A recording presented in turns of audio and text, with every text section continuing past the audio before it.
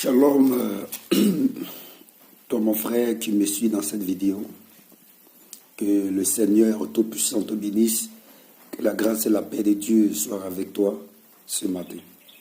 Vous savez, je vais vous dire, vous donner les principes de comment Dieu abandonne un serviteur de Dieu.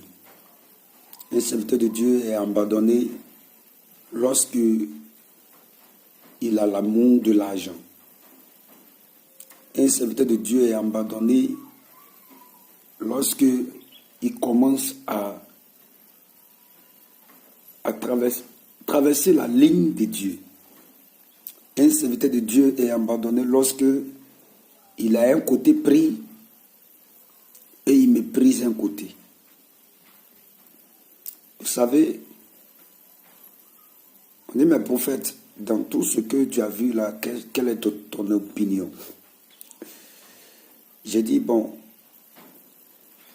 la prophétie qui a été donnée par le prophète Eli Pada,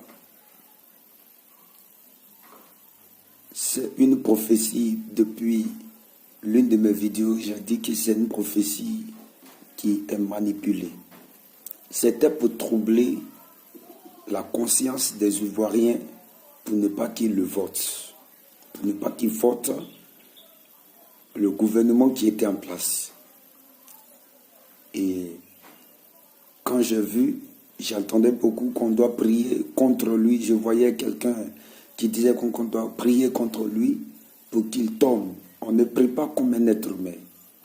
On ne priera pas contre un être humain.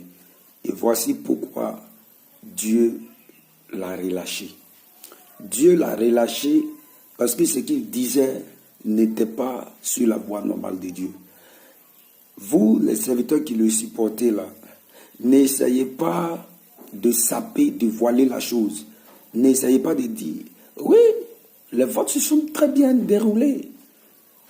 Lorsque nous entendons le malheur sur la Côte d'Ivoire, nous, les serviteurs de Dieu, on se met dans le secret et on prie. On prie pour ne pas que cela arrive. On prie pour ne pas que cela arrive. Comprenez un peu. Vous souhaitez que cela arrive. Nous, on ne souhaite pas que cela arrive. Lui, dans sa prophétie, c'est pour que cela arrive. Mais nous, nos souhaits, c'est pour que tout passe bien. Donc, que Dieu te bénisse.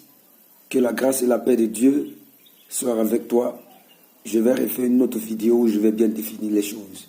Que Dieu te bénisse.